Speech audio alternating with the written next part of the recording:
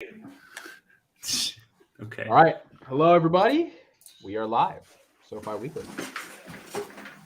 Hello. Amit just clicks the button and just ambushes everybody. I just ate a banana. This is the banana peel. I believe I am a peeling person. I'm appealing. That's why I have a peel of a banana. Dude, is there anything that you don't tweet about? Because we know you tweeted about it.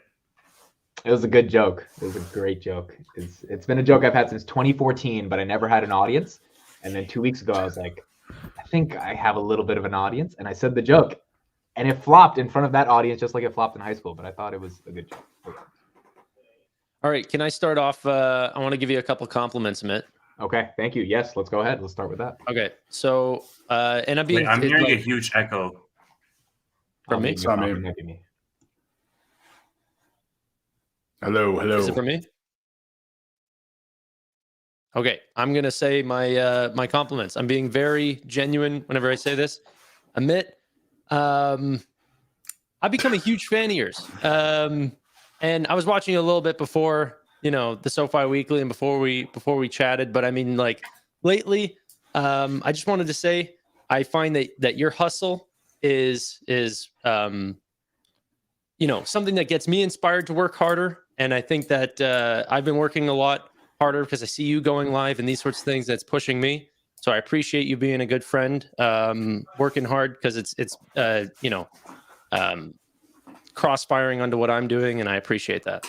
In the next breath, I also wanted to state something. I find you to be so not greedy at all. Very, very generous. And like to a surprising amount. Like I am not as generous as you.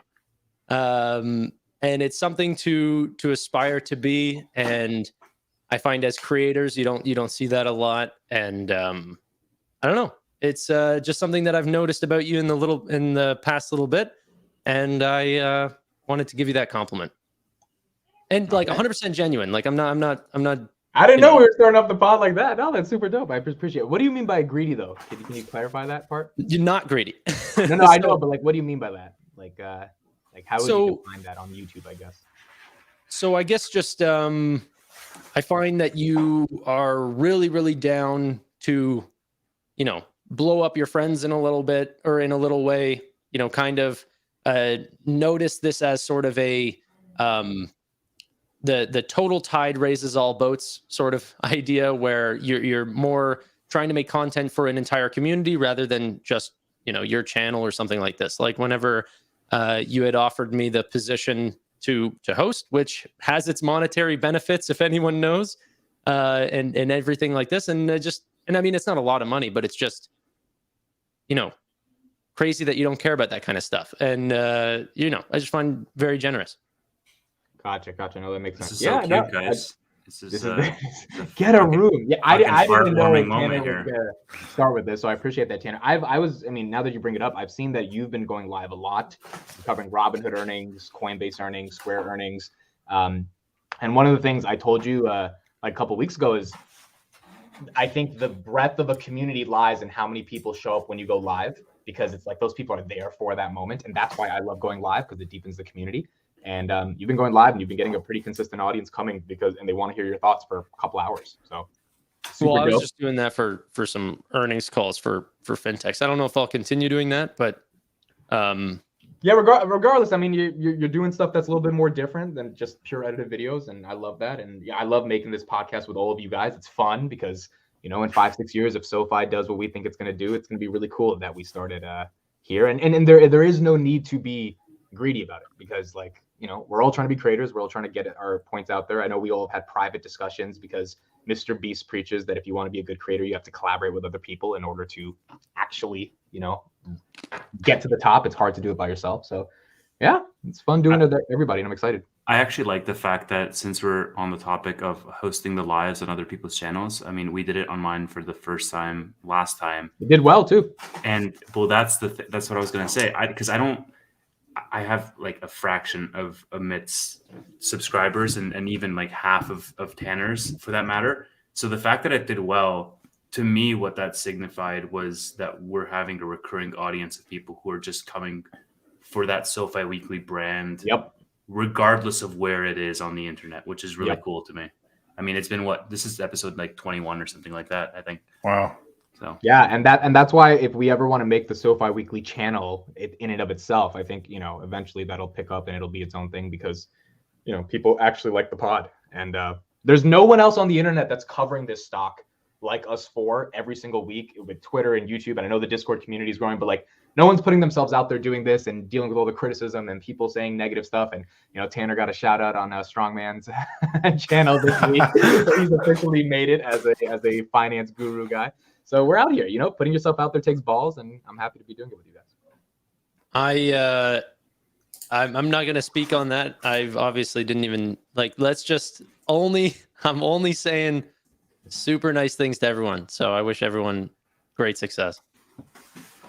All right, so let's start off with my tweet of the week, and then we'll get into all the fun stuff. I didn't know this was going to become a tweet. I was live last night, and I just casually said it. And the tweet was from Tannor, quoting me, "I think SoFi will 5x before Palantir." That's what I said. I stick by that. I stand by it. I love Palantir deeply, but I think SoFi is a quicker 5x. Can you guys either agree or disagree? And if you agree, what is your reasoning for why you think that might be the case? I'm not going to ask Tannor first because we know what Tannor thinks. Tevis, do you think SoFi is a 5x before Palantir?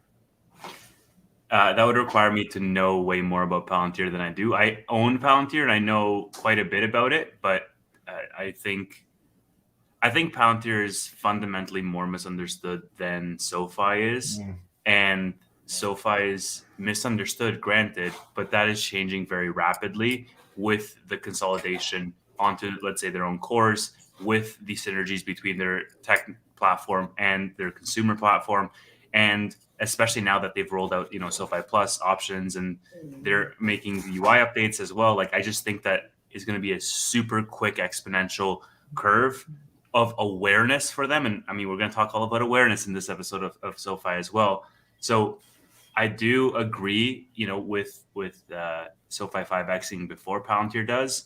I think that the interesting thing will be sustainability of that 5x, because I feel like, profitability might come by and then we can have a wave of the macro that could be very good, and we can just get a 2x just from that alone, as a binary event.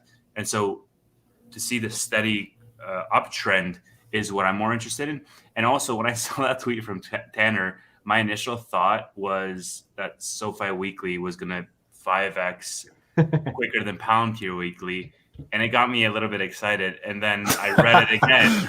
And then I was like, oh, he means SoFi the stock. And I was still excited, but not to the same extent. But yeah, that's my thoughts. Riley? I disagree with you guys. I think Palantir is going to 5x way sooner. If you kind of think of what SoFi is trying to do for banking, for other banks in general, they're basically trying to do what Palantir has already done and just make infrastructure. And SoFi is really far behind. And as somebody that's had the app since August of 2021, it's kind of agonizing because there's been very few updates. So the only big updates we've ever seen were on the back end, which nobody ever sees on the front end. So I don't see, I think even though SoFi's claim to fame is going to be its back end AWS model, I think a lot of investors are going to figure out who SoFi is because of their front end. A lot of people like Amazon and they don't even know what AWS is. And I think a lot of people invest in Amazon because they think, oh, it's Amazon. They're taking over like Walmart and stuff. And that's their basic investing framework, when in reality, all the money's in AWS. I think SoFi has a lot more work ahead of it before Palantir. Palantir could just flip on a switch and get a bunch of people and create a bunch of value really quickly. So I don't know. Okay, Tannor, your thoughts? We spoke about this before, but I think it's definitely SoFi, and just purely from a market cap basis. You're going to have to find a lot of new money to go and buy Palantir to make it 5x. It's roughly a $42 position at that point. That's steep for Palantir, SoFi's 5 billion, it would have to get to 25. Palantir at 14 would have to get to 70 billion. I mean, that alone is that's like a really good point. Let me just add a super small caveat. Both stocks are comparable in the fact that they topped out their all-time highs around 4x. Palantir in coincidentally, both of them in the end of January 2021. So it's a more macro thing. Palantir on January 29th topped out at $35. It's now $8. So about 4.5x ish.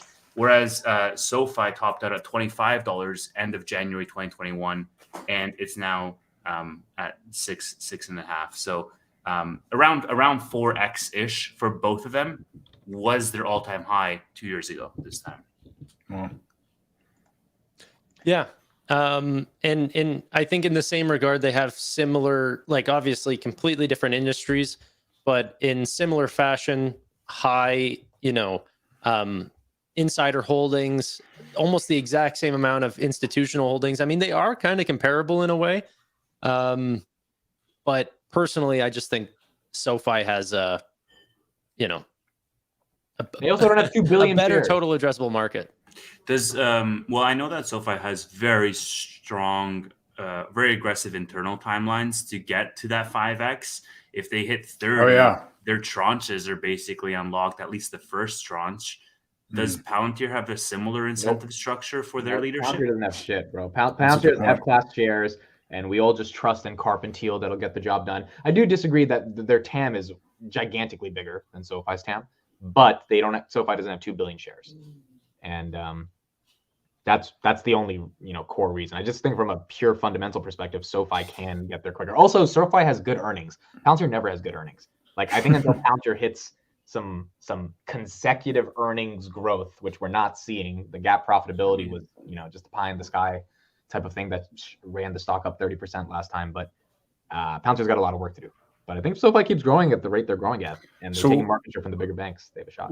Would you say the company, not the stock, would 5x for Palantir faster than SoFi? No, because Palantir sucks at sales too, right? Like, so they're B2B. Like SoFi's, they've already built all the infrastructure because, like, we don't have anything to sell over here at SoFi. We do. SoFi has the ability. This is where Tannor is right. Their TAM is more unlimited in terms of consumers are their market, right? Palantir selling to the enterprise. So even though I think Palantir is, because AI and data analytics is a bigger market than financial services, the TAM in dollars is bigger. But in terms of consumers, if SoFi just keeps putting up these 500, 700,000 member quarters, I mean, like Wall Street's going to love that. And so especially when that's what they're selling. Palantir sucks at selling to the enterprise because they suck at selling, So eventually, hopefully they get better at that. If they do get better at that, I think Palantir is a clear 5x, but at this point, not yet. Who knows, right? I guess if you hold both of them, maybe that's your way to the to the finish line. But I'm definitely a believer in SoFi. Not only SoFi though, just financial companies in general. The total addressable market is absolutely massive, and it's crazy. I was just looking at the All In podcast today, and they were showing about how adjusted incomes versus regular income from operations, how differently they were. I don't know if anyone saw this chart. Maybe I should bring it up. And right now, past than any other time in the past 30 years, it is so disconnected from actual income, the adjusted numbers. What they didn't talk about in that chart across the S&P 500 is that they were excluding energy and financials. And why would you exclude something from your data if it's not the opposite of what you're trying to portray? And so I would love to actually, potentially maybe for next week, get those numbers for you guys. That way, I can show you that, finances for the longest time. There's a reason why Warren Buffett holds, the largest portion of his overall portfolio, just diversified through financials, aside from just holding Apple, so they're just money-making machines. Palantir has to continuously innovate. I don't think that's the same for SoFi. All right.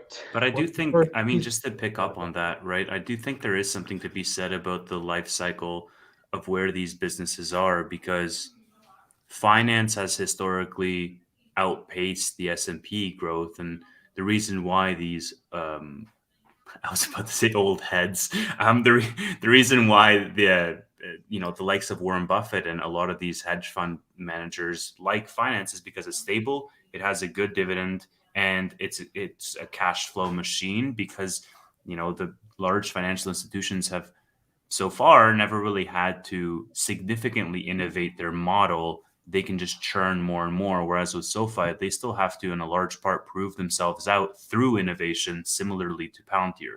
So in my mind, SoFi, I don't really see it as like a finance play today. In 2 years or 5 years, it can be a finance play where it just, it right now it's in the exploration phase of that explore exploit model.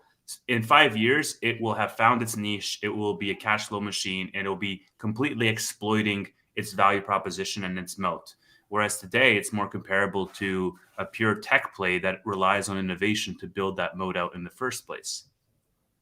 I just think there's still those finance ideas, like they have the expertise to actually have a good return on equity and build it out similar to a bank. Versus, Palantir. That's the thing that scares me the most. I stop buying the SPACs and gold and all these alternative, investments. You know what I mean? All it's doing is hurting the company, or even the way institutions look at it. If you have steady financials, you know what? You're letting the brand grow just naturally, which probably a great transition to how SoFi is growing extremely, extremely naturally. Yeah, so this is some news that was pretty big in the SoFi world. The Weeknd is objectively the biggest artist in the world right now, averaging more than 100 million streams a month on Spotify, the first artist in the world to do this. I think 3 or 4 of his songs hit 1 billion streams over the past couple of months. And he just put out an HBO Max special called Live at SoFi Stadium, which is cool. It's on HBO Max.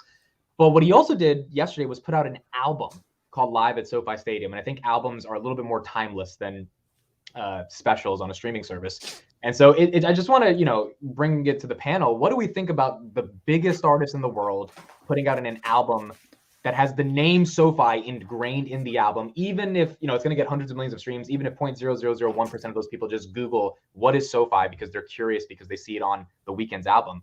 I mean, Anthony Noto paid $625 million for I think 20 years for this, but he didn't pay for the Weeknd to literally put his company's name on an album that might be timeless one day. So what do we think about that from a marketing perspective? He literally is the largest artist in the world in terms of Spotify. Right now, he has 60 million people that follow his channel and 102 plus million monthly listeners as the number one artist in the world. And so they all got a notification, those 60 million of them saying, hey, SoFi's new album is out, the Weeknd's new album is out live at SoFi Stadium. Now, does that translate into 60 million views for, SoFi? No. Is it true that the average person needs to see one advertisement 7 times before they click through onto it? So it does help that, it's just our name on something else that is absolutely massive. And this is an absolute SoFi Stadium. That's amazing. Goliath, you know what I mean? Of a it's becoming the new Madison Square Garden. Like it's an honor to go and perform there. And it's true, as you would name an entire album after the biggest show that he's ever put on. Yeah, maybe I can just share some thoughts. I think this was really interesting.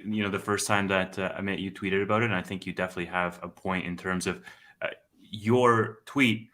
I think there's 2 things we should look at. Number 1 is the, let's say, depth, and number 2 is, let's say, the longevity. Right now, it's making a big boom because of where he is in his career right now, the Weeknd, and so that's obviously fantastic from a marketing perspective for SoFi because it's going to be on the tip of the tongue of everybody that listens to that album. I would say from a longevity perspective, live albums generally aren't as good as studio albums, but it'll all really depend in my mind from a longevity perspective on what are the tracks on that album and if one of them can be one of the iconic Weeknd tracks in the future. Because keep in mind, Abbey Road is what the Beatles' 2nd or 3rd biggest album ever, and then that's named after the recording studio. So these kinds of things, they really depend on how good that album is and what the tracks are and how long those tracks stick. Yeah, I want to highlight this comment by Jermaine. He said, we had the Super Bowl and NCAA national championship there and it didn't do much for the stock. It's not supposed to do anything for the stock. It's supposed to create massive levels of brand awareness that get more and more people to know about the stock. The stock's not going to, or just about the company, SoFi. You know, those people are not going to invest in it. Most of them are not investors, but they will potentially sign up if they see that SoFi has an APY. It's like insurance commercials. A lot of insurance commercials will advertise to you not on the base. Hey, Chris, just to finish my thought though, the commercials don't like, where insurance commercials like Geico, Progressive, and Liberty Mutual, they all advertise not because they think you're going to buy their insurance, but because whenever you need insurance one day, they want their company to be top of mind. So you go to their website first. And bro, so like you're so far off. You're like recording over here. Oh, me? Like, Riley, a little bit to the center, bro. Well, you guys squared me. Like now, Yeah, we did. Y'all did all this geometry stuff to my camera. Do you guys remember, like, from an It's events my fault for perspective, joining. It's absolutely insane, right? Like, okay, the album and how long that lasts and all that. Like, Chris, I'd love to get your thoughts as well on this. But from a singular event perspective, there's been some insane events at SoFi. Do you remember the pandemonia that happened over the Taylor Swift concert where tickets were going for like 5 digits for a single concert? That was at SoFi Stadium, you know? So there's a lot of, you know, events, major events. But here's the thing. I think Tannor brought up the best point where I don't know how much of that will translate. Like SoFi, the brand, it's like watching Red Bull events. That doesn't make you want to go and buy Red. It's just like the brand is always. Nah, it definitely makes you want to get some wings, bro. Like I've been getting wings. I mean, Chris, what do you think about SoFi and the live stadium and the album? I mean, I think it's good for brand awareness more than anything else. I don't know. Like after you sent that tweet, I looked at it. So like of like the top 5 biggest artists in the world. So BTS had a concert there. Taylor Swift is having a concert there. The Weeknd had a concert there. And Bad Bunny, who again in Latin circles, he's like one of the most streamed persons in the world too. So he's like one of the top. The only one who hasn't is Drake that I know of. But like, I don't know, I think it's good for brand awareness. I do think that it's becoming kind of a go-to place. I think that it was good. I think it was good marketing, but I don't have the numbers, right? Like, and so it's really hard for me to speak to that. But the people who do, I mean, internally, whenever they talk about it, they say it's their best, you know, price per impression advertising they get. So I'm inclined to believe them, but I don't really have I think it was probably a good deal just based on what I've heard, but I don't really have a strong opinion one way or the other. I had a conversation with my boss who doesn't know the SoFi stock, the app, or banking, or what SoFi does at all. But I asked him, do you know what SoFi is? And he said, oh, yeah, the stadium. And it's just, that just got me thinking in my mind, oh, there's a lot of conversations with the word SoFi in it that have nothing to do with our company. And it's just going to be ingrained in people's mind. And whenever we start actually taking market share, I think that's going to be like a synergy that's going to really, really help when we really start seeing growth because our app becomes really good or the AW's model works out really well. Or I think that's perfectly fine that people think it's a stadium. I think it's whenever they actually are cross-sold into the bank that it's a trusted brand that they know that it's a, you know, because they had a great experience there. Almost like, do we know that Mr. Beast back in 2018 or something was like going to make food? No, he wasn't synonymous with food, but then Beast Burger comes out and then you go, oh my God, I love that guy. I trust that guy. I'm going to try that burger. And now, you know, it's just, they're completely separate, but that name is reappearing and so it gets you to buy the product. Yeah. It's going to be exciting to see how it plays out over the next 20 years. All right, what's the next thing up on the docket? I think we have a couple of things. I know Chris, first of all, Chris, I couldn't find your Twitter because I didn't know you became Data De-Investing. I was like, where's Chris Hoiger? And so now this is your new name. I love the rebrand of it. Yeah, so there were some HR changes at my 9-to-5, and I decided that being anonymous on Twitter was probably a better idea. Okay. Thank you for showing up to our live podcast. Yes. Your face came on. Yes. I think I saw some of your tweets going back and forth with Tannor or Chris about something. Do we want to talk about that? I'm not sure exactly what it was. It was pretty much rehashing the same discussions we've had on here in the past, just that. So should we rehash it? Should we bring it up? Is it worth talking about? SoFi has a lot of personal loans, and that he is of the opinion that being a personal loan lender is bad in the current macro environment, irrespective of anything. Yeah, and that delinquencies as a total are rising and stuff. Anyway, it's everything that we've already spoken about before. In that delinquencies are rising, but everybody knew that and they planned for it. And so, and again, relatively speaking, so delinquencies across the industry are actually higher than they were pre-pandemic, but SoFi's are still pretty low. And this is the same chart I put up the last time we had this debate with Chris on the pod. Or the SoFi. This is a killer chart, bro. I don't know how you argue against this chart. Like, yeah, and the thing about this chart is that like I have actually tried to reach out to the guy who wrote this article, and he didn't answer me because so it does have to do with FICO scores previous, like when the loan was originated, but those total amount of delinquencies still seem pretty low. Like, industry average is much higher than these, and so I wonder if this is just like the amount more than it needed to be, or because this, I don't know. It would be great if this was the total amount, but 1% delinquencies on personal loans for Prime Plus is too low, I think. Like, in general, I don't know. Didn't they say in Q4 that their delinquencies were back to 2019 levels? So they're close. I guess if you look at the 10Q or the 10K, we don't have their 2019 numbers because they weren't a public company and they don't disclose them. That's what they were saying on the call. It was better than 2020. Is that what they said? I missed that part. Yeah, they said they were with regards to delinquencies, they're back to 2019 levels, pre-pandemic levels.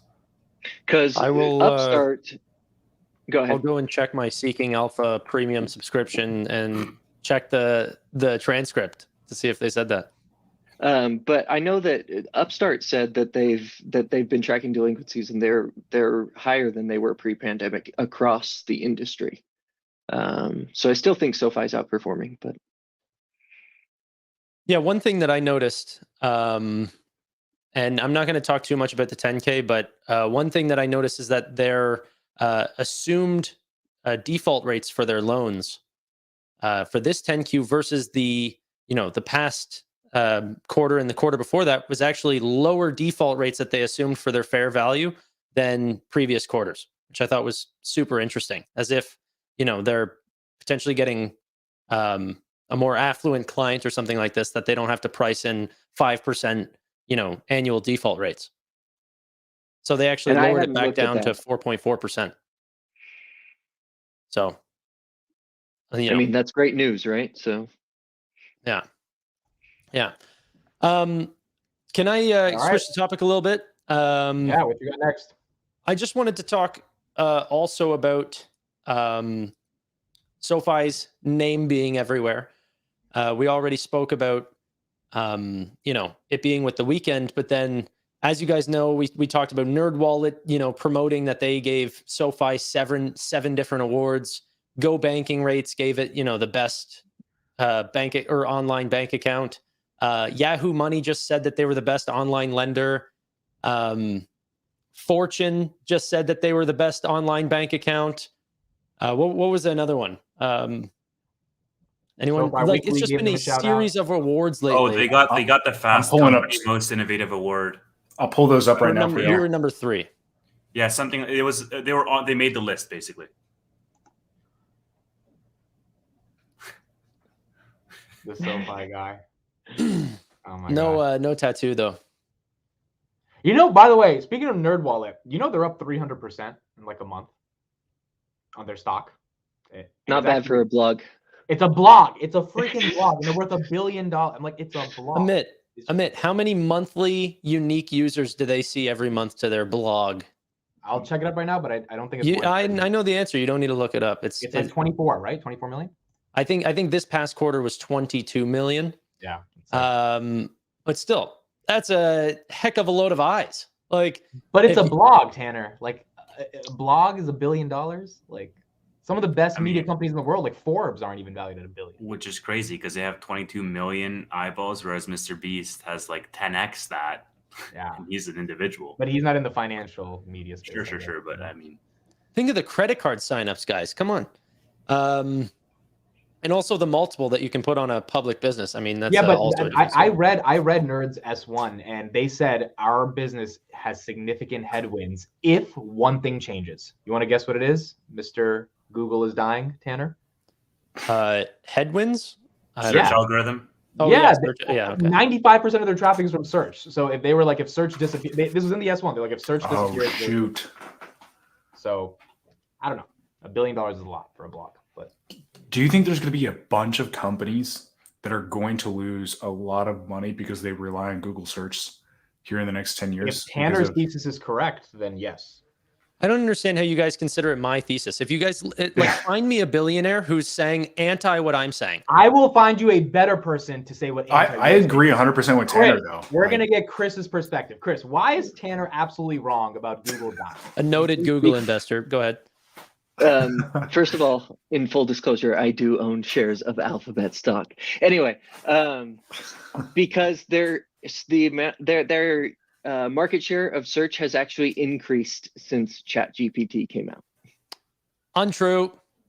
No, Chris saw the same tweet I saw. See, I don't give a. Tanner, I don't care. I'll bring up my tweet right now. Data. Morgan Stanley article that just came out the other day saying how Bing is taking market share already. Morgan and Stanley. Those are two first names. It doesn't matter if Bing takes market share or not. Google is going to ultimately, in order to compete, they're going to have to lose a ton of ad revenue. Like that's the critical. That's the critical factor. No, because they're going to lose a lot of money. Want Chat GPT type of searches. If they don't want that stuff, then... dude, Chat GPT is really. It has a use case. I don't know if it's replacing 85 billion searches. I use it every day. Like, let's just for ever since it came out, or like 3 weeks after it came out. Is this the same? Is this the same? Everything. So this is the chart. These guys are the ones who track this. So Chat GPT came out and Google's been hovering around 92, went up to almost 93, and now it's above 93 as of February 2023. Okay, this is Tanner. So anyway, you know what's so funny is this is also taken from Stat Counter as well. But yeah, this is all short term. It doesn't matter. Like there's no arguing that Google's going to lose a ton of money. ChatGPT is so freaking valuable. Well, so here's the thing, right? Like ChatGPT has 100 million users, probably more, but let's say 100 million, right?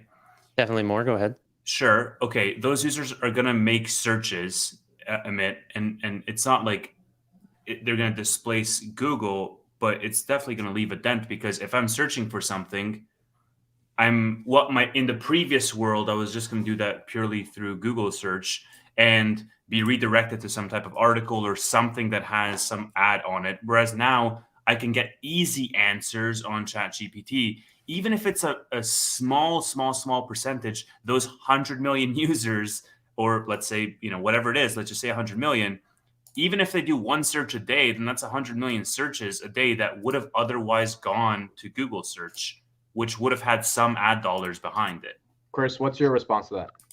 I think that's true in a vacuum, but the thing is that the entire pie is going to, I think the entire pie is also going to grow. And I also think that Google isn't going to take this lying down, right? Like, if anything,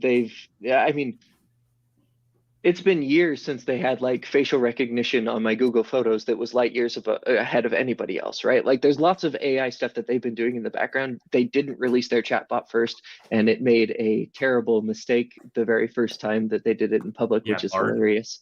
Yeah, Bard. But I think the pie is going to increase, and I do think that Google's AI is going to be competitive with everybody else's. I think it's going to be just as good, if not better, than OpenAI, right? But like Riley said, it doesn't matter. It's going to lower the overall. It's going to be best. Like Google is going to have the best chat bot, like hands down. But how do you monetize it? There's never going to be a way to monetize a chat bot. I wouldn't say that. I just don't think it'll be as hold on, I didn't finish though. I mean, like as much as Google search. Google search is just littered with ads. You're not going to be able to do that with their chat version because the answers are going to be more concise.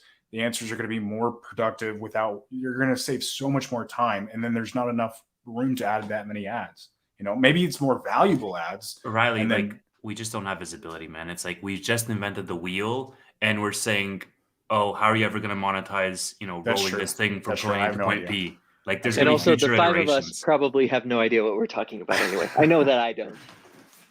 For sure, though, that Google search engine is a relic. Every year that it exists from now on, it's going to be less valuable as time goes on. I don't see how that's going to be argued. Let's pose this, because if Tannor and Riley are correct, every media company in the world relies on traffic from Google. I mean, this is, I was listening to Jason Calacanis' podcast and he was talking about this. Like, if you don't have traffic from search, you don't have revenue, right? Because you need that traffic. There are very few brands that have people individually type their name into the browser and then go consume them. Most of them, in order to get new traffic, to get it from Google. So if that traffic were to significantly decline, how do we think SoFi is positioned? Do we think that, as Tannor was saying, all these awards they're getting and brand awareness they're getting is actually a hedge against search not being as strong in the future? I don't see it as a hedge. I don't quite understand that, but as in, they have a brand that doesn't need NerdWallet's 22 million searches to get to discover them. Yeah, sure. I wouldn't necessarily want to own like, even being a creator myself. I don't think I think this is an industry that gets disrupted by this. And there'll be a ton of businesses that might be inflation proof to AI, but I don't think search is one of them. I think it's just massively going to be disrupted because people want quick answers. There's going to be a company that will answer that without leading you to a link, and that's going to lead to lower click-through rates. I think it's as simple as that. There'll still be banner ads and everything like this, but even the compute power of these large language models is more expensive to run than a Google search. So their expenses are going to rise. I think the revenue is going to drop, and now to Chris's point, I think the pie, we do not know that it won't grow. It could definitely grow, and Google could take a, maybe a similar or potentially larger. I don't see how they can gain share on the pie, but the pie overall could grow. And that's something that I don't think I can measure at all. But in terms of their expenses and their, monetization, I mean, you can't make a new advertising stream out of nothing. I think the ways to monetize have been figured out, and this is not, See, we might be thinking about this wrong. I think Google search might still be relevant, but it's going to be used a different way. Information-wise, nobody's going to use Google search. And I mean, I could be wrong, but any chatbot will be able to pull information and be more educational than looking up information. However, like Google for products, like websites, like if I have a business, like lawn mowing business, that might be restructured in a different way. And you can still market against that. Like you could still market like my competing lawn mowing business on Google search of the future. But for like informational stuff, like Wikipedia, like that's all going to be digested by AI. I mean, the biggest thing for me, and guys, let's pivot off this topic, after a little bit, because after you get the last word. Yeah, go ahead. No, I mean, sure. I'm kidding. Go ahead. I just think that with regards to monetization, there has to be a way to rank, because Chat GPT aggregates data to find you, quote unquote, the best result. I mean, we've already been seeing, on Twitter that a lot of the responses that people are posting, first of all, people are breaking Chat GPT. Like, pretend you're in a simulation and you are not Chat GPT, you are this thing, and then it just like goes haywire. But it also has bias built into some of the responses. And I mean, the political aspect is one area, but it makes me think, how do things rank in Chat GPT's methodology by which it answers? And that could be the answer to monetization as well, because I mean, the Google algorithm ranks, Amazon algorithm ranks in terms of like what products get promoted, what products get pushed to you, what products are on your homepage, or in Google's case, what are the search terms, or what are the SEO metrics. So with ChatGPT, I think there's going to be a layer of ranking the responses, and in that could lie the secret to monetizing the search or results from Chat GPT itself. But that's not even how AI works, right? They don't have a ranking system. It's a neural net. So all it's doing is it's predicting what the next word or the next sequence of words should be based on the last sequence of words, right? And so like it's a completely different paradigm. Whereas like Google search is trying to figure out what is the most helpful thing that this person's looking for. Chat GPT is using this giant database that it has taken all this data for in order to predict what the next word is in the sequence of words.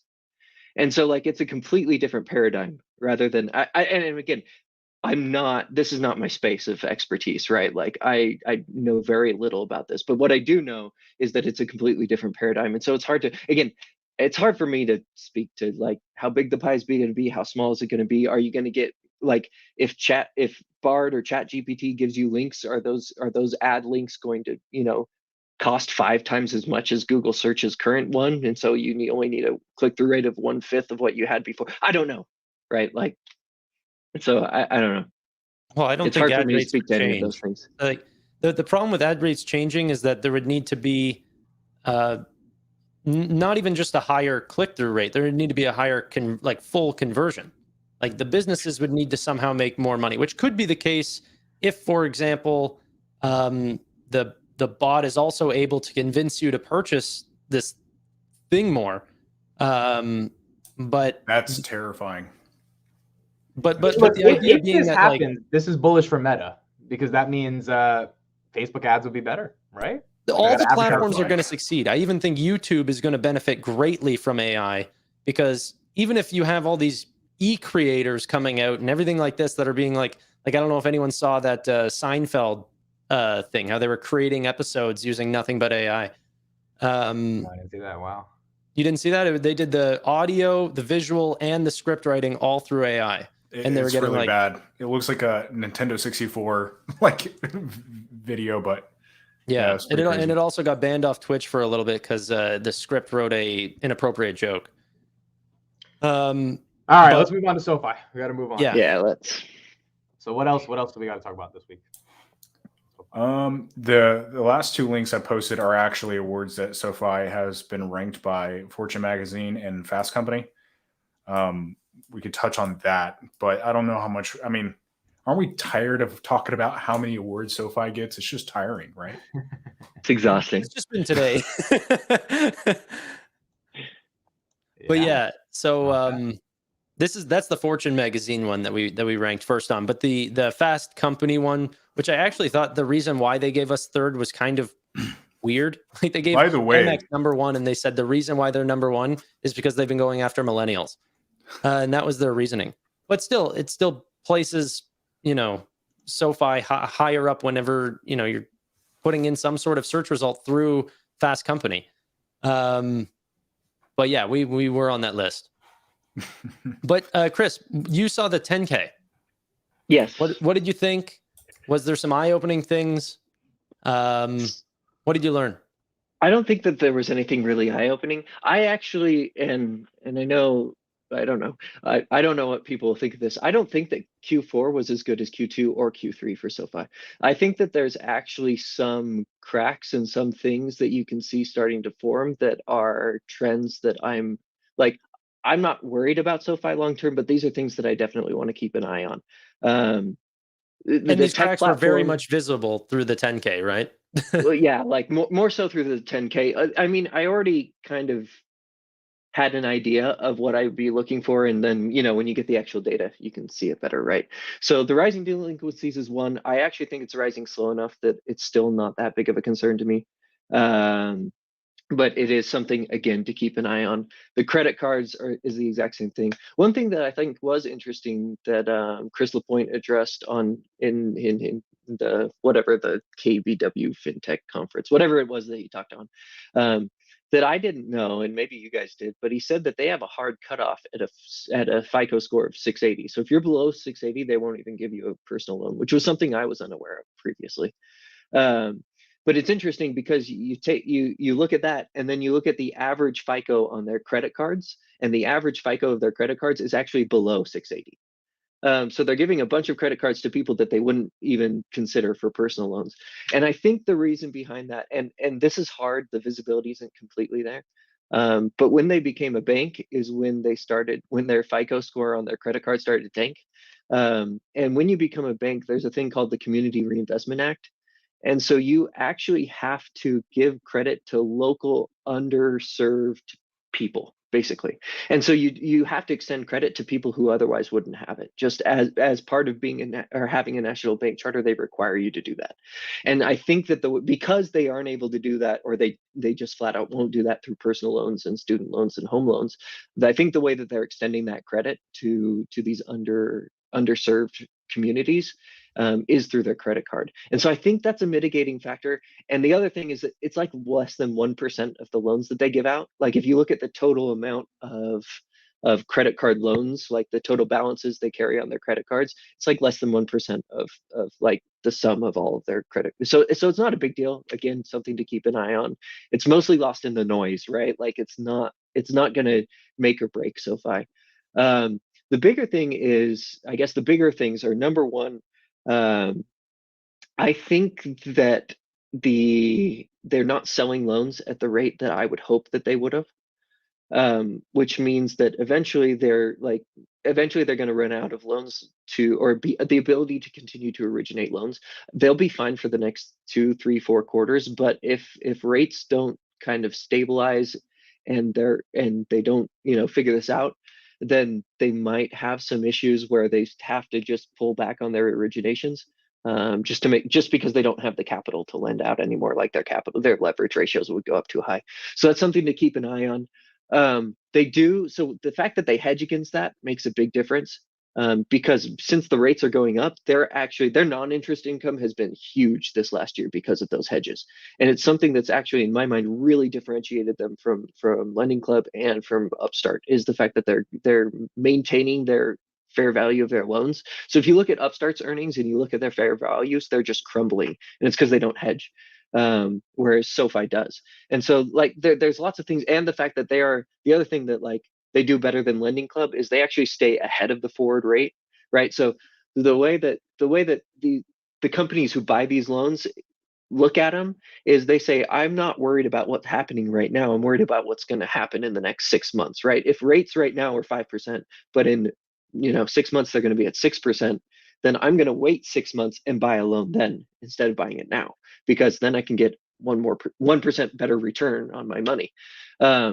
And SoFi has stayed ahead of the curve. So they've actually been raising their rates that they charge that they charge on their personal loans faster than the Fed has been raising rates. And that's something. So Lending Club has said in their last 2 or 3 earnings, they say, well, we actually lag the federal funds rate, at least a quarter. So 3 to 4 to 5 months. And SoFi is staying ahead of it because they have enough demand to be able to charge more and stay ahead of that curve. So again, there's lots of mitigating things where I say, SoFi is probably fine. But it's things that like are honestly like that could lead to lower growth. I don't think they're in a situation where they're gonna like cave, or that like growth is gonna go down, or not growth is gonna be negative, right? I don't think they're in that situation. I'm not concerned about that. But I invested in SoFi because it was on a 50% CAGR revenue CAGR, right, when I invested, and I expected it to stay, 30% plus for the next 3 to 5 years. And it's okay if we're in a recession and it dips down to 20 or something. Like I can understand that. But the thesis for me has always been that the growth rates can be sustained over a long period of time, right? I don't want to invest in something that's compounding at 10%, 15% long term. I want to be in something like, if I'm going to be investing my money in something that I consider a growth stock, I want that growth to be consistent, to be a secular trend that's going on. And I think that those things are all true for SoFi, but the things that they can't control, like the macro environment, could affect that. And so those are things. And again, the tech platform especially worries me. And you guys are actually better experts on the tech platform than I am. But revenue's basically been flat for 3 quarters. I think a big part of that, and again, this is the mitigating circumstance, but it's still like the execution isn't stupendous in my opinion. Like they've been integrating Technisys and Galileo. They've been moving onto the cloud. They put a lot of infrastructure into this. They're taking 2 teams that are basically the same size and trying to merge them into one. And I do think I think the fact that like Galileo's putting out YouTube videos and Twitter posts like every day. They're marketing like crazy. Like I think they're ready to actually, I think most of that integration is done. I think most of the back end infrastructure is taken care of, and now they're ready to ramp up and go to market with that. But that's just my thoughts, right? The actual data that we have shows it's flat for like the last 3 quarters. And so that's anyway. So these are kind of the cracks in the in the foundation that I'm monitoring. I'm not really, again, long term, I still think it's a great bet. I still have really high conviction relative to every other fintech. They've been killing it, right? Like all these things that I'm talking about now that finally hit in Q4 for SoFi, we're hitting in Q1 and Q2 for everybody else, right? Affirm and Lending Club and Upstart and Coinbase and everybody else, like their revenues, Robinhood especially, right? Like all of their revenues are like down, right? It's not that they've got negative growth in a lot of those things, and they've got lots more delinquencies, and they've got lots of other problems that SoFi hasn't seen, because I think SoFi's business model is better. But there are still things that are out of their control that do affect things, and like it or not, right? That's part of the risk in investing in a public company. Sorry, that was a lot. So I just want to pick apart. I'm sure there's a bunch of stuff we want to pick apart, but I want to start at one thing, because in my mind, if I think at a high level of what are the requirements for them to actually execute, there's internal execution risk, and then there's extenuating circumstances, external. One of the interesting things, just going back to the KWB conference, because I have notes here on that conference on Tuesday where Chris LaPointe was talking, he reiterated the macro assumptions that they have for where they expect the Fed to be. So I'll just read them out, and I'm kind of curious to hear your thoughts, Chris, as to that. Also, because of the term securitizations and the spreads were actually tighter than their last deal, which is signaling that it could, on a macro perspective, be, if their hypothesis is correct, better than they were expecting. Rates, they expect to reach 5% by mid 23 and 4.5% by end of year with 2 cuts. I don't know that 2 cuts this year is the norm expectation. 5% cap on unemployment, and to be more normalized. Obviously, unemployment is going to affect consumer businesses, so it's an important assumption to be making. Elevated credit spreads. So what I was just talking about, in January, they actually tightened, which is a tailwind for SoFi. Assume losses that are closer to 2019 levels, and assuming 2.5% GDP contraction by end of year. These were Chris LaPointe's assumptions, or SoFi's assumptions, that he reiterated at the KWB conference. So I'm just want to get sort of a pulse on how do we feel about those macro assumptions, because if those are off, then everything that trickles down from those is going to be off as well. Do you guys want to speak to it, or do you want my thoughts first? Well, my answer is going to be kind of a push answer. Like I'm not going to be more educated than the people that are actually making those assumptions. From what I saw, that banks are also making similar bets in terms of 2 hikes, 2 cuts this year. I think they're kind of following course. I don't think it's that far out from the norm. But go ahead, Chris. So I think at the time, I think that's what everybody was. So if you look at like the CME group, they're the ones who put out, they have a website where they say what are the probabilities that we have different Fed funds rate based on kind of what the market thinks and what they think. And they were predicting basically the exact same thing that SoFi put out in their guide. And if you looked at like the 2-year treasury yield and the 10-year, they were kind of following that same trend where, the market was at that point kind of thinking that the Fed was bluffing. But since then, they've gone back up, right? So now the higher for longer narrative has kind of taken over. People think it's going to get above 5 and probably not coming down the rest of the year. And so I think, they were guiding at the time that they were guiding, and I think those were the prevailing, that was the prevailing narrative at the time. And so I'm fine with that. The one thing though, I don't know if, so 5% unemployment seems like it would be a deeper recession than 2, like 2.5% contraction. So I think in a lot of ways, and that's the one to me that affects SoFi most is the unemployment, because the reason that people don't go like default on their loans is if they don't have income to cover it, right? So SoFi originates to free cash flow. The only way that free cash flow goes down is if people get laid off, right? Not the only way, but the predominant way, right? Like, and so that's the one that like I kind of put a star by as the most important one for SoFi as far as the macro goes. And that's also the one that to me seems the most conservative. Like a 5% unemployment rate from where we are right now is a huge jump, right? We're at all-time lows. Like I'm in Utah, right? Like our unemployment rate in Utah right now is like 1%. It's crazy. It's never been this low. Like it's insane. It's like one of the lowest in the US. But the unemployment rate across the US is the lowest it's been in like 50 years. Why do you And think so, that like, is, Chris? Why do you think that's happening? Well, I think lots of people quit during the pandemic and didn't come back, right? It was just they were done and they didn't need to come back, and they decided not to. And so overall, the job market has just been really strong. There are at this point wages have kind of flatlined, and so and real wages have been down, but overall wages, right? The thing that the Fed was trying to avoid is this wage price spiral where people get more raises and then they spend more, so then companies charge more, and it just spirals into this inflation spiral.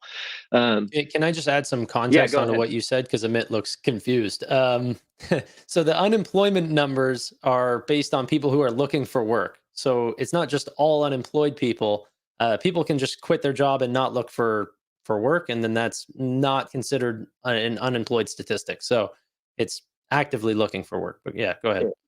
And so a lot of people just left the workforce, right? They were close to retirement anyway. They left the workforce. They just decided not to come back, especially because then their equities went crazy over the next couple of years, right? And now they're sitting really pretty. So those people wouldn't reflect at all on the unemployment numbers, right? So if you look at absolute, it's been a couple months since I looked at it, but if you look at the absolute number of employed people, even though unemployment was like way lower, we weren't back to the same number of jobs that we had before the pandemic, because a lot of people just left the workforce.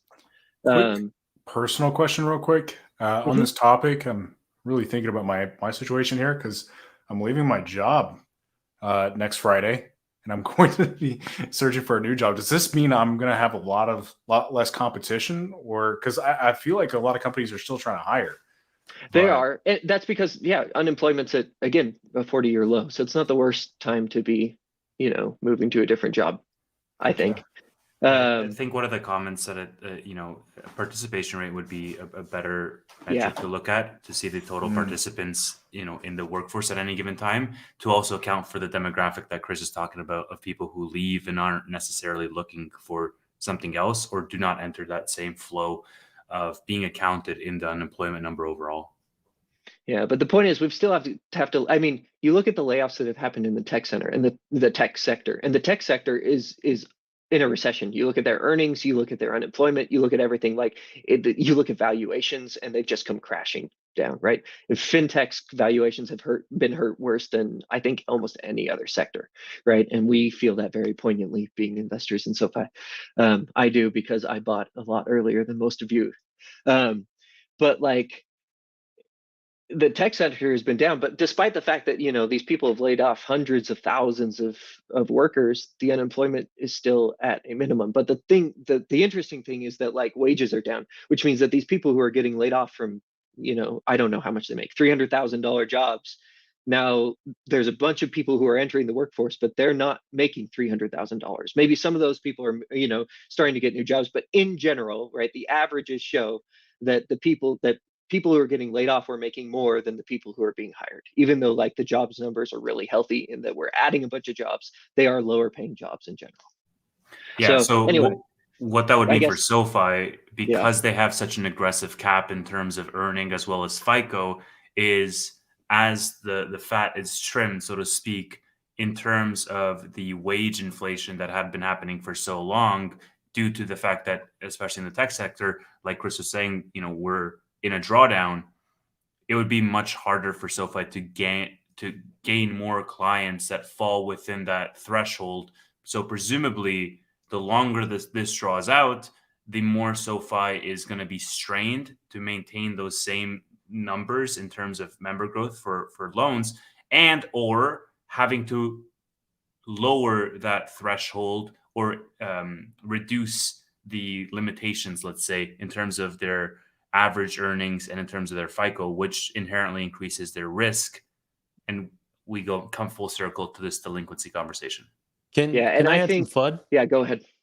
I was just going to say, do you think that there's a possibility where we could get a little bit of a run on SoFi because of people getting unemployed, having these large annual incomes, needing debt consolidation or some sort of personal loan, but really they're not actually using their current incomes or anything along these lines. They're using their previous, T4s or what do you guys call them? W40s or whatever? W2s. W2. Yeah. So, from a previous year, but really that's not their earnings anymore, and that they're really just debt consolidating right now. So, I mean, I've never taken out a personal loan. I don't know what information they pull or what they need. I know for mortgages, right? I not only had to provide like my last W2, I also had to provide like my previous 2 pay stubs, and my employer had to say like, hey, yeah, this guy's gainfully employed, Fair enough. But for personal loans, right? If they're able to underwrite and fund them in 24 hours, I don't know what insight they have, right? As far as a run on, I don't know. I can't see it happening. I bet you that I would assume they've got visibility into these people's income if they're underwriting it, right? And if they know their incomes, they have to be able to submit something that shows like a consistent amount of paychecks. And maybe if they got laid off that week. But I like to believe in people more than that. Like I like to think that people who got laid off that week aren't going to go apply for a personal loan, but maybe I'm sure there's some immoral people out there who do that, right? But I don't think in general that's going to be an issue. Yeah, I think the bigger issue is just kind of what Tevis has said. I think it's just the slowing growth, right? Like if SoFi were only to grow 10% next year, right? We're looking at a stock that's going to be trading at 4 or less because it's a growth story, right? And if the growth story dies, this is what's kind of happened to Palantir, right? Is the fact that they've been saying, hey, we're going to be growing 30% for the next 5 years. And now their guide came out and it's much lower than that. And so people are worried, is the growth story over? Is it just macro conditions that are hurting it? And so the same thing's true with SoFi, right? If they start pulling back, and I guess to your other point, Tevis, I don't think that they're going to lower their underwriting standards. Like everything that I've heard from management says we'd rather pull back on lending than we would then drop our standards. Fair. And I think like, and you're seeing that, right? So in the fourth quarter, their origination shrunk by like 10%. That's the first time SoFi has ever decreased their originations in personal loans, since they became public. And I think it's because it was for that reason. Chris, was it the 10K that you saw average FICOs for loans under 680? So it's not no. So Crystal Point said during in the FinTech conference that there's the threshold is 680. Yeah, but where did you see that the FICOs didn't match up with that? No. It's the credit card FICO. So if they have a specific breakdown of where their credit card FICO scores come out, and a lot of them are under 700. I think the average is actually under 680. Okay, I have so much stuff I want to talk to Chris about, mainly because this guy never wants to talk on the channel ever. Okay, I'm just really busy. No, I'm aware. You have like 20 kids, I'm sorry.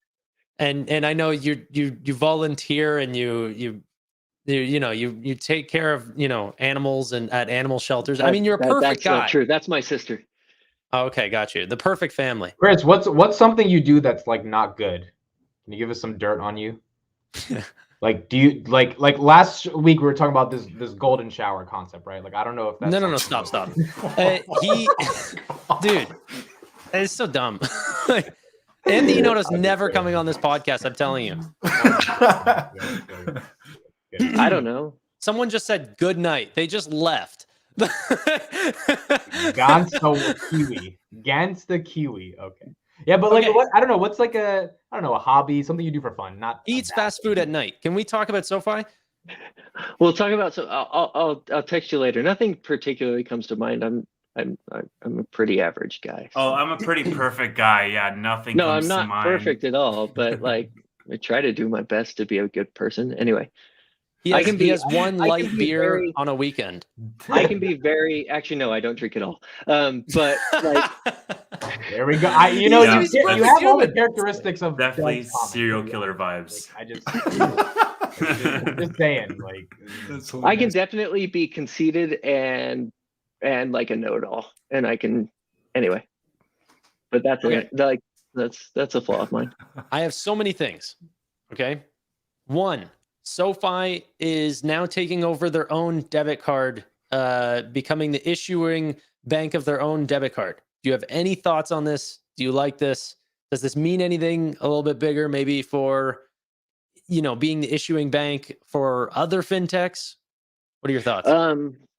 I like the move. I think it shows that they're moving more into their vertical integration. I want everything to be under one roof because then they have better cost savings for everything, right? Like instead of paying Bancorp to issue their cards, they can do it their own on themselves or by themselves, right? And that's only going to save them money. It also means that since they've got that in-house, it means that they figured out the tech stack to be able to offer it, which they can then add to other people. The only thing that kind of stinks is that because they have so many assets, they've got the Durbin Amendment, right, thing that we've talked about before. They can't make as much on interchange fees as, for example, the Bancorp, because the Bancorp, I think, intentionally keeps less than 10 billion in assets so that they can, be the issuer processor for these people, and so that they can get more interchange fees. So Well, and I they're think just it's good. a tiny company, but Yeah, and they're a tiny company. But I do think so. The part that I wish that we had the same value proposition for that portion. So if we're somebody sponsored bank, since we've got more than 10 billion in assets, my understanding is that the Durbin Amendment applies, and so we can't offer the same high interchange rate that these other companies do. do you think that they would? Do you think that they would intentionally do that if somehow we were getting a worse off deal? Like for example, I don't know the SoFi would do partnership. it? No, I don't think so. I think that if we were getting a worse deal, like if it was costing us money, then they wouldn't do it. Why would Right. you? That's at least what I'm thinking. I'm sure the amount that we're saving from doing this change is worth the difference in the interchange fees. And I don't know that to be true. I just don't know why they would make that push if it's not, if they're not going to be a beneficiary here. Next, I wanted to ask you, sorry, about the actual 10K, the tech platform. So this is something that I also just spoke about on my video coming out tomorrow, 11 a.m. Wait, I have a question. What does the K in 10K stand for? Year. I don't know. Year? Yeah, it's a year. Like a 10 Qs for the quarter, a 10 Ks for Okay. the year. I thought it I was guess that something makes more sense. than that. All right, got it. Go ahead, Tanner. I'm sure the K is some Latin word or something. Yeah, I'm sure. Yeah. But what's it called? Whenever we're actually looking at the tech platform, okay, not only is it staying flat, whenever we actually break that down into different, the different actual payments, software licenses pretty much only falls under the, Technisys. And then there's also the actual technology services, which is mostly both Galileo and Technisys, but that's actually dropping. It's not even staying flat. It's dropping dramatically. Like, yeah. Dramatically is a strong word, but isn't that just because they're not focused on Galileo right now? Isn't that the simple explanation? I think how's that I think the explanation is that neobanks are suffering, right? Like if you look at the people who are hurting in this macro environment, it's the people who are living paycheck to paycheck and who can't get by, right? They no longer have any discretionary. Like the people that are being left behind by inflation are the people who can't pay for groceries, right? And those are the type of people who are who most of these new neobanks are actually trying to service, right? A lot of these neobanks are their clientele are the underbanked, the underprivileged, Chime and Dave and Moneylion and all these those are all Galileo clients, right? And the people they service are these people, and these people don't have they're not using the debit card as much. They aren't spending as much as they used to. And they're tightening their belts because they have to. And those are the people who are being left behind in the current economy, and who, life is really hard for them right now. And so I think that's the main reason. And you see the same thing with a lot of so Marqeta is having the same issue where a lot of people are just pulling back on spending. And I think so I think the macro environment is affecting the tech platform way more than it's affecting the bank.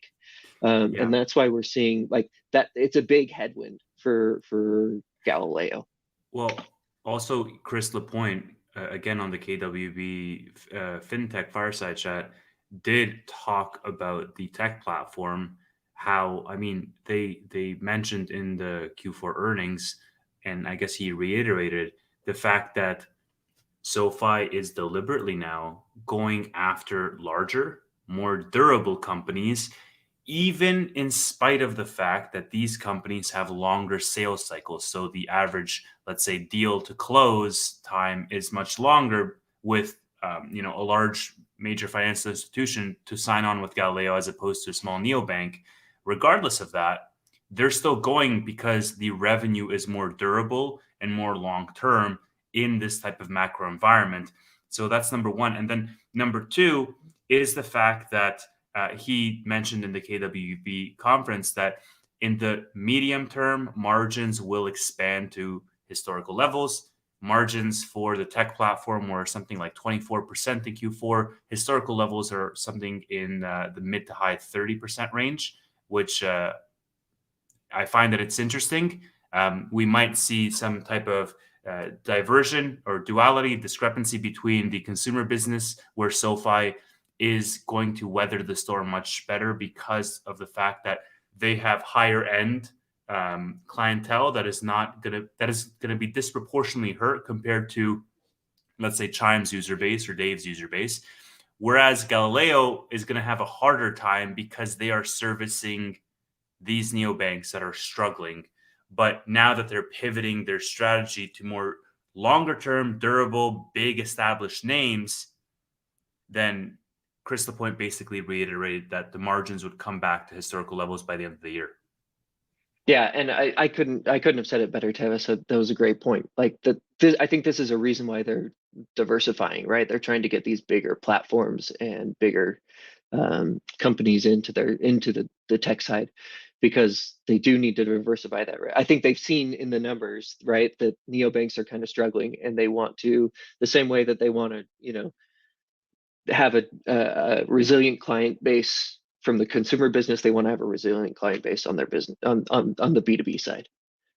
And one thing that could help is that I think that they are trying to bring a lot of more products to the market, right? Like the pay in 4, right? The buy now, pay later that they're trying to offer to all these banks, right? That's another way to bring in more revenue from the same clientele they already have.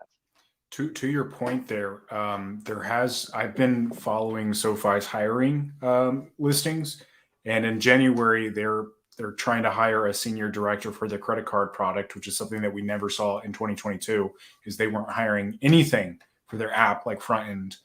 So we know for a fact that they're working on their front end credit card offerings, maybe different newer credit cards coming to the app maybe in 2024. And then also just this month, it's one of the links in our private chat here.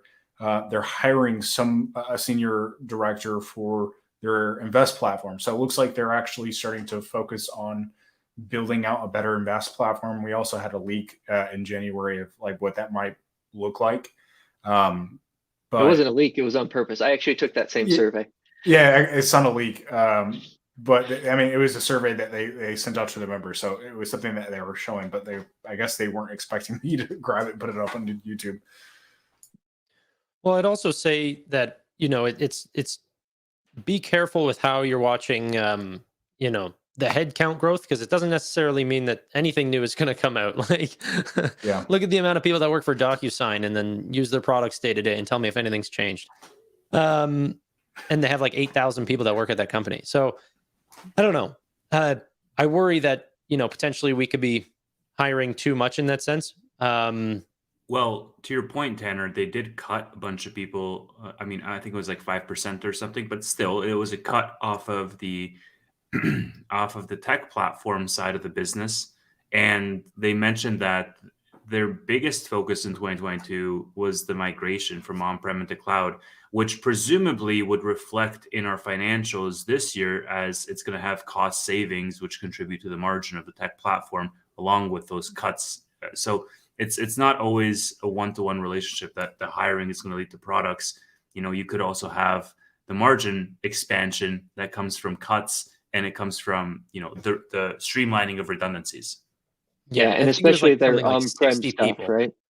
Sorry, go ahead. Yeah, I was going to say their on-premises stuff. They said they're going to get rid of it in 2023, right? So they've had this redundancy where everything can function in the cloud and everything can function on-prem, and they're cutting that. And I guess to your point, Riley, Chris Lapointe actually did point out. He said we think that the Invest product has a lot of room to grow this year, and so I do expect that they'll continue to. So they offered options. I think that they'll lean into that. I hope that they'll release a new UI, but it is something that it's not just us speculating here. Like Chris actually called it out and said that's a vertical that we can still exploit this year. Well, even with Technisys, they said that we're already going to start seeing cost savings in 2023.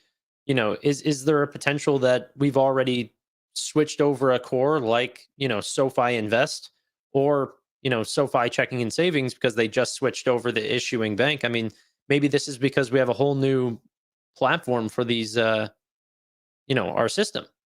I mean, I think they have reiterated that most of that savings will come in 2024, 2025, but that it might show up in 2023. It was in their so it's investor hard day. to It was know, 2023 right? to 2025. Yeah, so it's hard to know how much of it. In the original one, they said 70 or 85 million. It was 75 to 85 million dollars until the end of 2025, right? So maybe we'll get $10 million of savings this year off of something. I would love it if they would have moved their checking and savings, and maybe that coincided with the debit card, but that's just all speculation, right? Mm-hmm. Yeah. So if I could just show this slide a minute really quick, this is what I was talking about, just as we're just looking at the Q4 2020, 2021, and then the rest of the year here.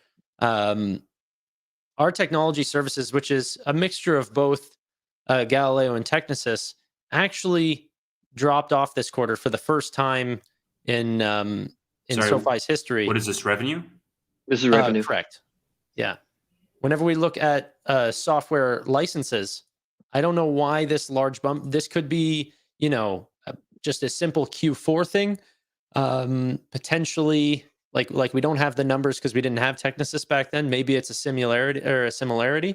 But this is actually what made, quarter over quarter still look kind of flat. But whenever you just look at this top line, it's like, okay, well, is this going to go back down to this, in Q1? So I don't know if this is a cyclical thing, if this is an end of year payments for most of their clients, or if we maybe closed a massive deal or something like this. If we did close a massive deal, awesome. If it's cyclical, scary, But yeah, this is just something that I've also noticed. There's a little bit. I'm not trying to get everyone worried because I'm still holding and everything, but there definitely were a lot of red flags this quarter that we didn't see whenever they originally put out the numbers that we could start seeing whenever they actually put out the 10K.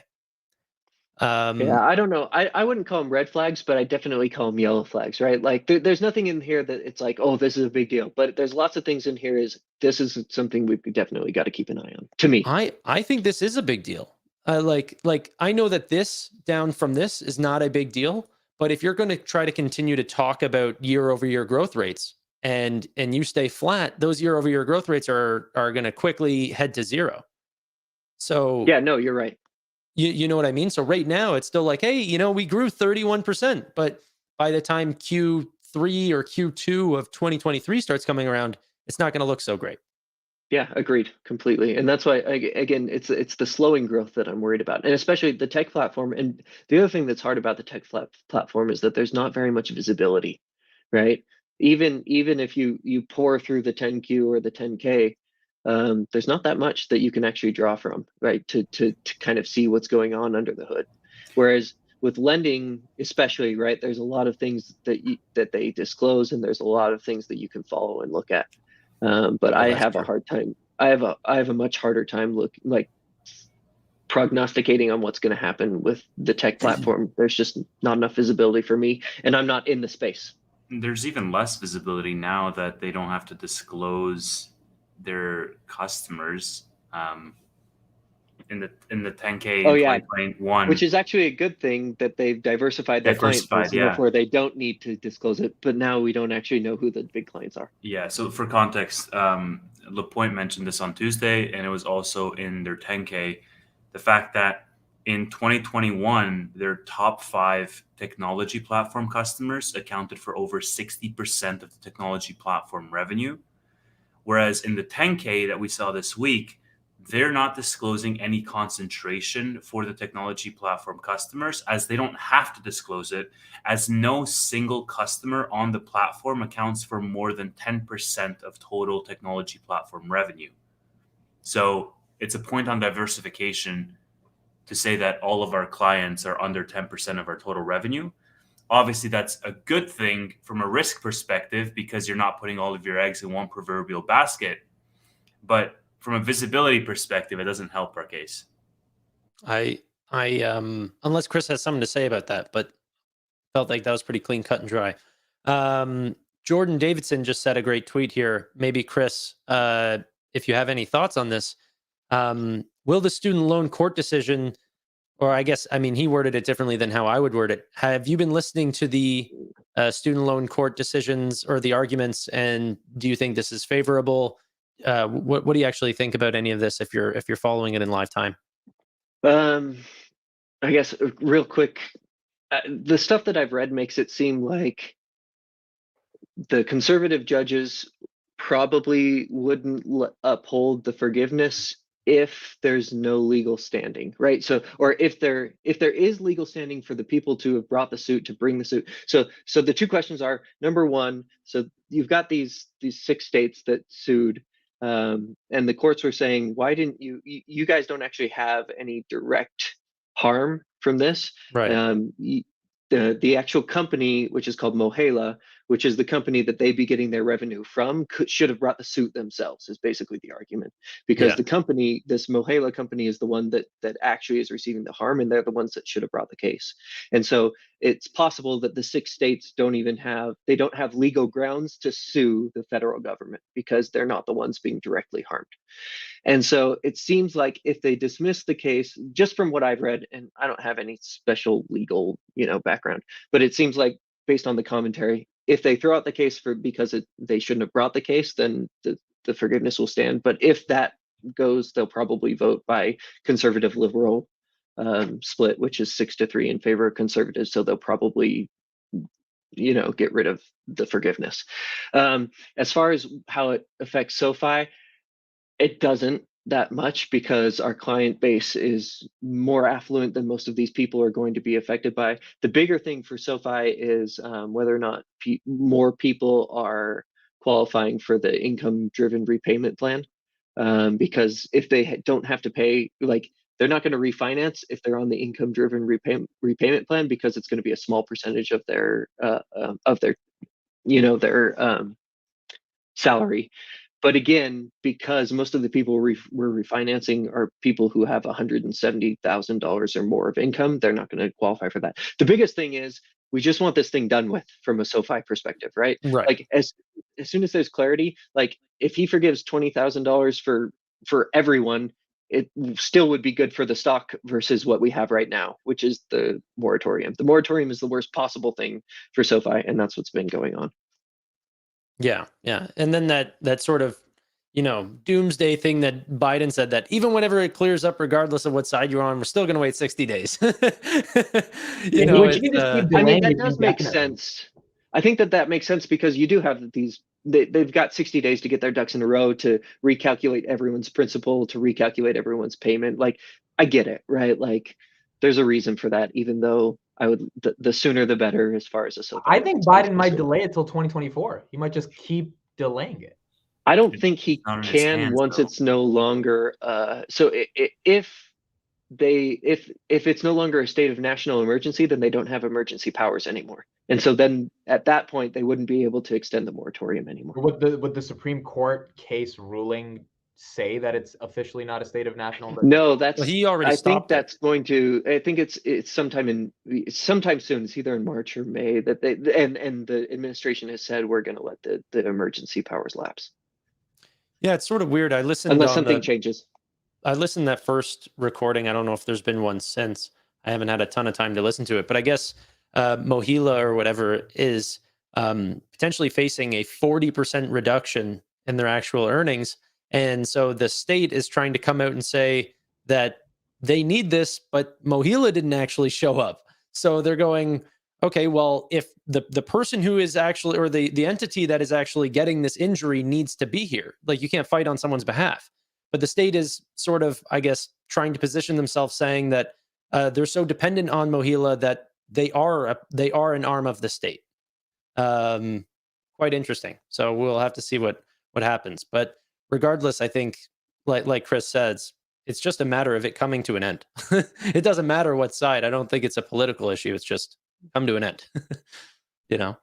So aside from that, on the student loans thing, I mean, we're going to keep track on that.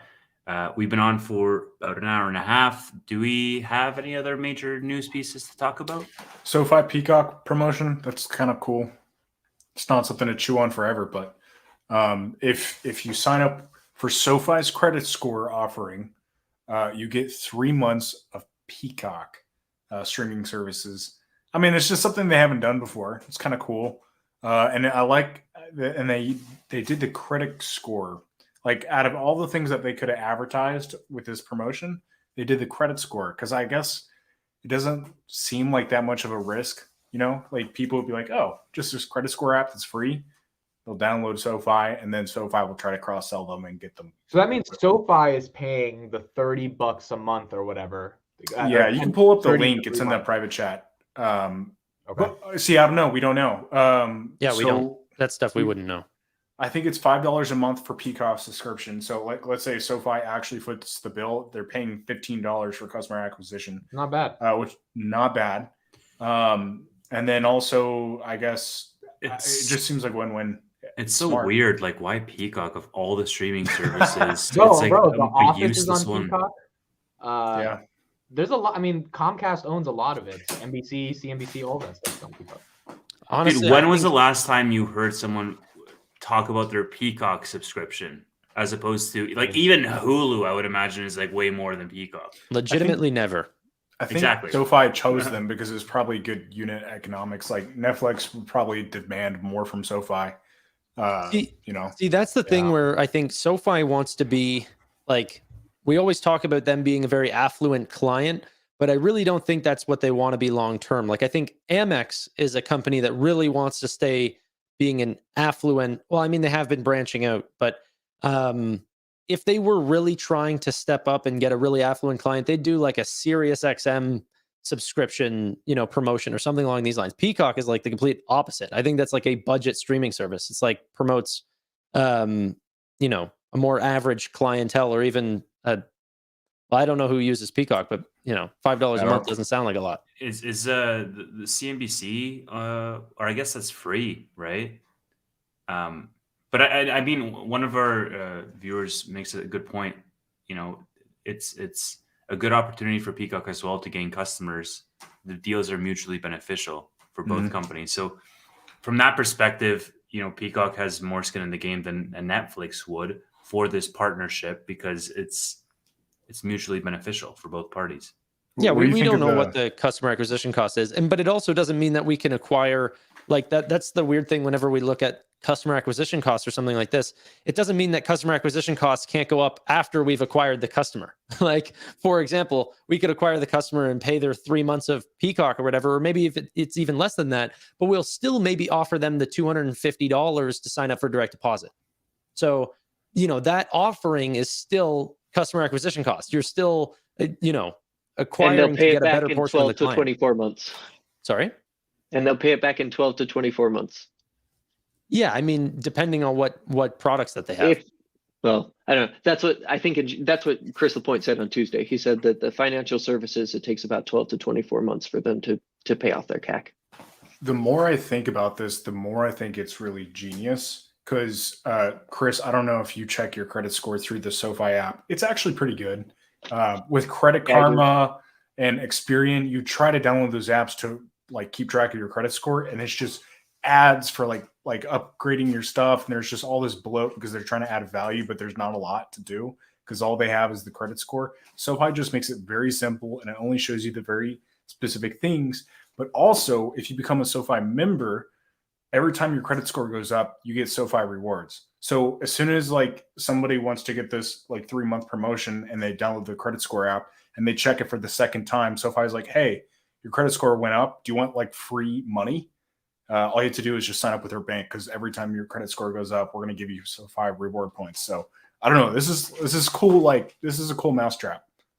By the way, look out for Credit Karma and these sorts of companies promoting SoFi, because that they are the same business as NerdWallet, right? They're just trying to get referrals. So yeah, very similarly falls under the same category there. But we don't really have an amazing credit card offering yet. Potentially, this is my little speculation, is that how we became an issuing bank for our debit program, that we will do the same thing for our credit program and take away the Bank of Missouri.